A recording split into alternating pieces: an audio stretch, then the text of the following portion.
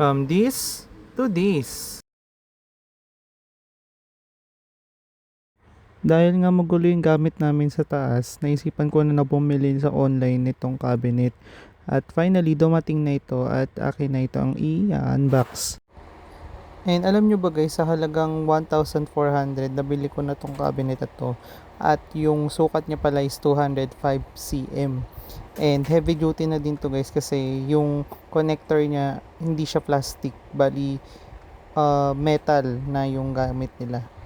And dito nga guys, medyo nag-struggle ako buksan yung parcel kasi ewan ko, purol ata yung gunting or sobra lang yung pagkakabalot ng seller nitong cabinet. So yan, as you can see, kakabukas ko lang nung parcel mismo. And charan, ayun din bubungad sa inyo yung pinaka-package. So safe naman yung laman nito kasi yung carton na gamit nila makapal din. And then yun nga pala guys, yung pinaka-base nito is stainless. And then yung connector niya, gaya na sabi ko nung umpisa, is bakal na. So hindi na kayo mag-worry na madali siyang masira.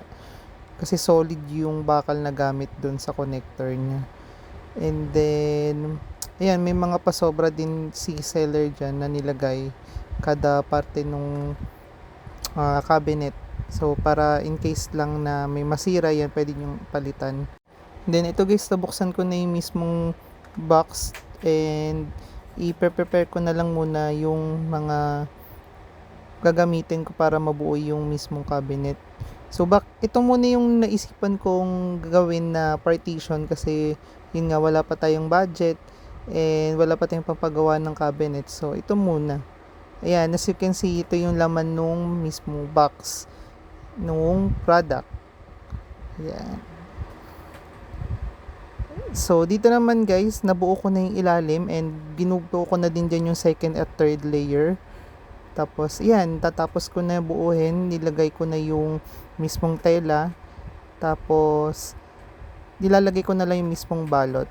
Ayan, so nilagay ko na lang siya sa gitna para maging partition. So, yun lang naman guys, kung gusto niyo yung product, click nyo lang yung link below. Thank you!